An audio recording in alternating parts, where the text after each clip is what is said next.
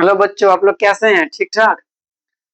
कि चलो आज तो मैं लाइव वीडियो करवा रहा था, लेकिन किसी की वजह से वो नेटवर्क इश्यू की वजह से मुझे वो रुकना पड़ गया, क्योंकि बच्चा को बोर्ड दिख ही नहीं पा रहा था। तो मैं वो कल करवाऊंगा, है कि नहीं? तो सोचे थोड़ा सा रिकॉर्डेड वीडियो ही कुछ क्यों ना डाल दूं, जो एग्जाम के लिए बहुत महत्वपूर्ण है ना। तो मैं आज मैथ में कुछ टॉपिक है ना, उसको मैं अच्छा से एक्सप्लेन करता हूँ। उससे संबंधित जो भी सवाल सब आता है, मैं छोटे में शॉर्ट में क्या करूंगा, उसको एक्सप्लेन करने की कोशिश करूंगा। अब वो आज की टॉपिक है, वो है सर्कल, जिसको हम लोग कहते हैं ब्रिथ। क्या बोलते हैं? ब्रिथ। ये ब्रिथ से संबंधित जो भी बातें होगी, उसको हम आज डिटेल से एक्सप्लेनेशन करेंगे, बड़ी मजे में करेंगे। ठीक है, तो चलो स्टार्ट करें। चलो ठीक है, तो चलो आज हम लोग जो पढ़ेंगे उस टॉपिक का नाम है ब्रिथ। और पता होगा ब्रिथ को अंग्रेजी में क्या बोलते हैं? सर्कल। CIRCLE। ब्रिथ को अंग्रेजी में क्या बोलते हैं? सर्कल। तो सबसे पहले हम लोग ये जानेंगे कि सर्कल कहते किसको, है ना। फिर हम लोग सर्कल के बारे में चर्चा करेंगे, है कि नहीं। तो देखो, सर्कल कुछ है नहीं, एक बंद वक्र होती है। कैसा वक्र होती है? बंद वक्र होती है कि नहीं। जिसमें इस वक्र की जो दूरी होती है, वो एक निश्चित बिंदु से, ध्यान देना, एक निश्चित बिंदु से क्या होती है? बराबर होती है। क्या होती है? बराबर होती है। उसी को हम लोग क्या बोलते हैं? वृत्त। बोलोगे ये सर कैसे? ध्यान दो। जैसे कि मान लो कि ये वृत्त, एक वक्र है ना, ऐसे करके एक निश्चित बिंदु मान लो हम ओ ले लेते हैं ना। ये जो बाउंड्री है, इस बाउंड्री के प्रत्येक बिंदु की दूरी जो है, इस निश्चित बिंदु से क्या होती है? बराबर। यहाँ से इसकी दूरी ले लो, यहाँ से इसकी दूरी ले लो, यहाँ से इसकी दूरी ले लो, या यहाँ से इसकी दूरी लो।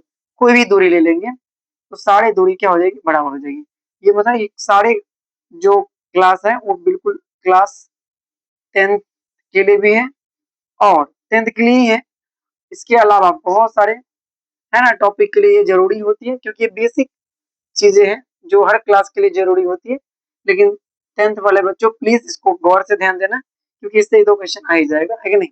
आप ध्यान दो, मैंने क्या बोला कि निश्चित बिंदु से इस बाउंड्री के प्रत्येक बिंदु की दूरी क्या होती है? बराबर होती है। और इसी निश्चित बिंदु को हम लोग एक नाम देते हैं, इसका नाम होता है केंद्र। क्या नाम होता है? केंद्र, जिसको अंग्रेजी में हम लोग क्या बोलते हैं? सेंटर। ठीक है।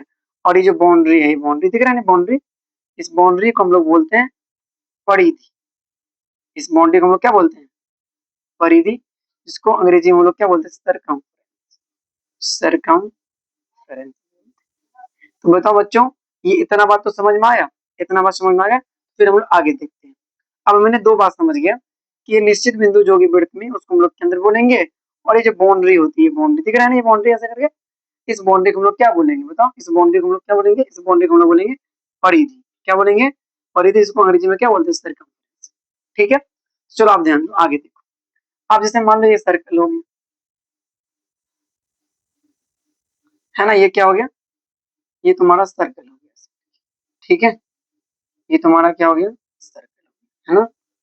एकदम सर्कल बना रहा हूँ बढ़िया से। ठीक है, ये सर्कल हो गया। और बताइए सर्कल का क्या हो गया? केंद्र हो गया। और ये बाउंड्री को क्या बोलते हो तुम? परिधि। क्या बोलते हो? परिधि।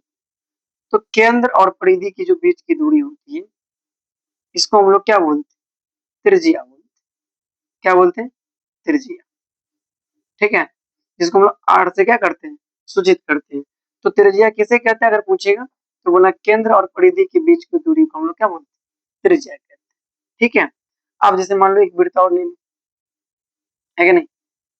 अब ध्यान देना प्लीज। हमारे एक केंद्र हो गया। क्या हो गया? केंद्र। तो वह रेखा जो केंद्र से पास करते हुए, है कि नहीं, यानी केंद्र से गुजरते हुए परिधि के 2 बिंदुओं पर मिलती है, उस रेखा को हम लोग क्या बोलते हैं? व्यास। क्या बोलते हैं? व्यास। जिसको हम लोग क्या लिखते हैं? डी। क्या लिखते हैं? डी। अब यहाँ पर ध्यान देना, ये केंद्र हो गया, ये परिधि हो गया। अभी जस्ट मैंने बताया, केंद्र से परिधि की दूरी क्या कहलाएगा? त्रिज्या, यानी आर। यहाँ भी केंद्र है, ये परिधि है, तो केंद्र से परिधि की दूरी क्या कहलाएगा? त्रिज्या, यानी आर कहलाएगा। और ये पूरी दूरी क्या कहलाता है? व्यास। यानी कि व्यास जो होती है वो आर प्लस आर कितना हो जाएगा? 2। ये त्रिज्या का क्या होती है? दोगुना। एक बात तो ये समझ लेना, अगर मुझे त्रिज्या निकालना होगा, जिसको तुम क्या बोलते? आर, तो कैसे निकालेंगे, तो व्यास में क्या करेंगे, 2 से भाग देंगे, हमारी क्या निकल जाएगी, वृत्त की त्रिज्या निकल जाएगी। इतना बात समझ में आया, इतना बात समझ में आ गया। तो फिर एक दूसरा टॉपिक को हम चर्चा करते हैं, है ना।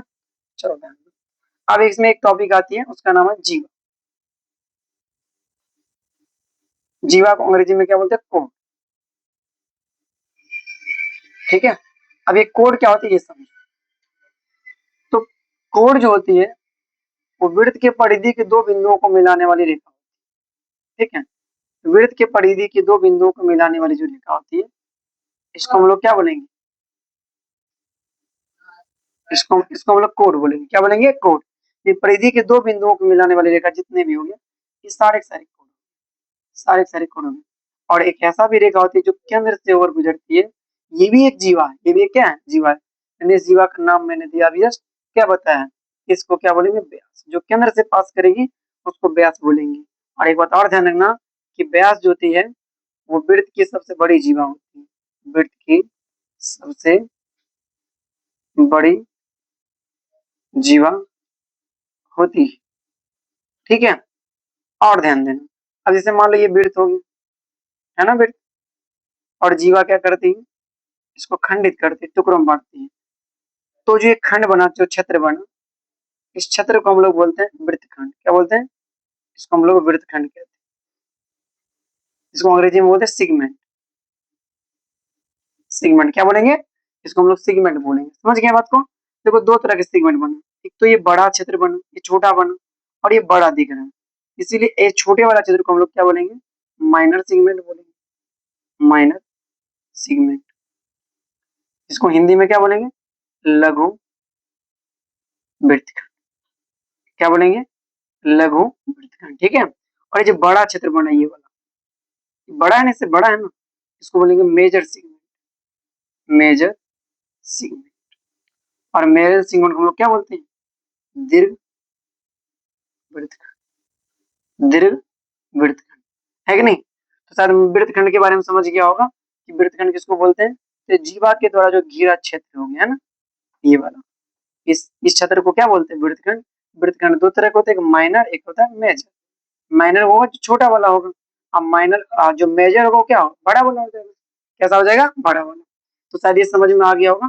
अब एक टॉपिक और ले लो, है कि नहीं, वो टॉपिक तुम्हारा हो गया, यहाँ ध्यान देना, अच्छा ध्यान देना। ठीक है, अब एक टॉपिक ले लो, हम लोग चाप के बारे में।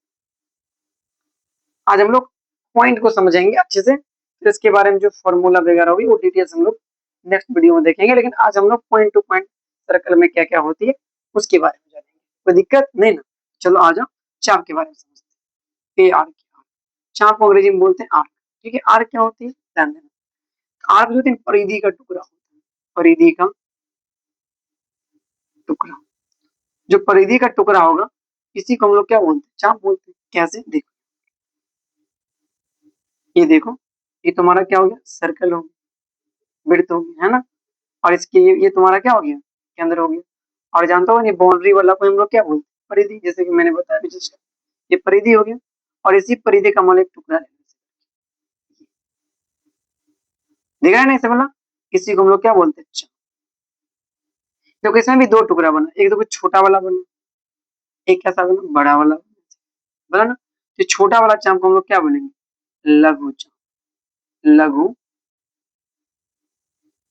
लघु चाप बोलेंगे।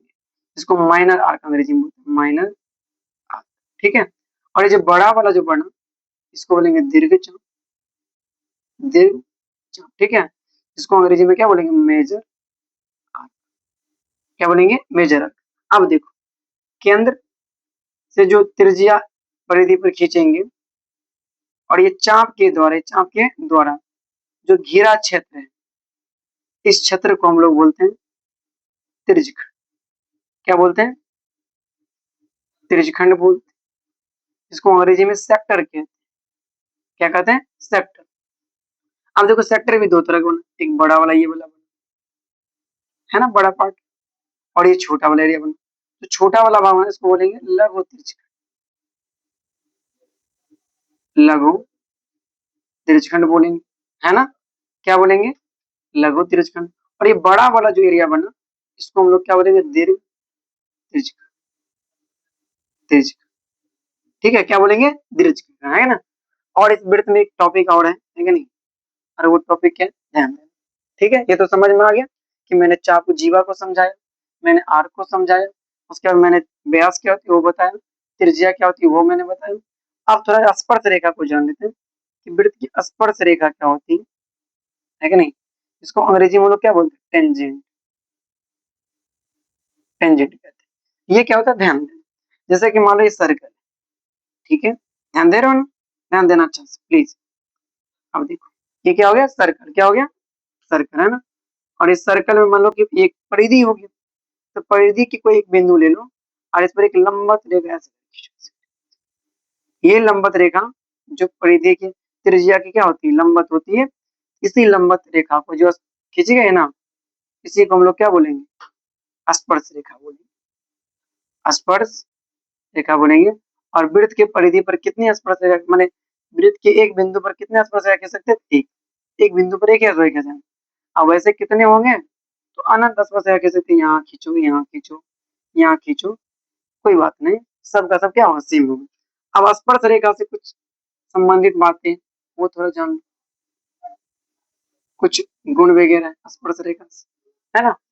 एक गुण ये है, ध्यान देना, कि जैसे मान लो सर्कल, ठीक है, और एक बिंदु मान लो पी, ठीक है, और इस बाय बिंदु से मान लो कि वृत्त पर एक स्पर्श रेखा खींची गई है, मान लो इसका नाम है एपी, और एक मान लो स्पर्श रेखा खींचा गई पीबी, है ना। ठीक है ना। तो बाय बिंदु से वृत्त पर खींची गई स्पर्श रेखा की जो लंबाई होती है दोनों का दोनों क्या होती है? बराबर। कैसे होती है? बराबर होती है। इसका मतलब हो गया एपी जो होगा वो पीबी क्या हो जाएगा? बराबर हो जाएगा कि नहीं। ये बात। उसके बाद त्रिज्या जो होती है वो क्या होती है? हमेशा इस पर लंबवत होती है। क्या होती है? लंबवत। ठीक है। उसके बाद यहाँ से जो एक रेखा खींचेंगे वो क्या करेगी? सामने वाला कोण को समद्विभाजित करेगी, मतलब आधा इसको काटेगा, आधा इसको काटेगा। ये भी बात ध्यान रखना। ठीक है। तो मेरे से बहुत सारी बातें है कि नहीं, लेकिन जो नेसेसरी, जो जरूरी है, उन बातों को हम लोग ने आज पढ़ा। फिर इसके जो फॉर्मूला संबंधित बातें होगी उसको हम लोग नेक्स्ट वीडियो में क्या करेंगे? देखेंगे। तब तक के लिए इतना है। देखने के लिए बहुत बहुत धन्यवाद। Thank you. बाय। हेलो।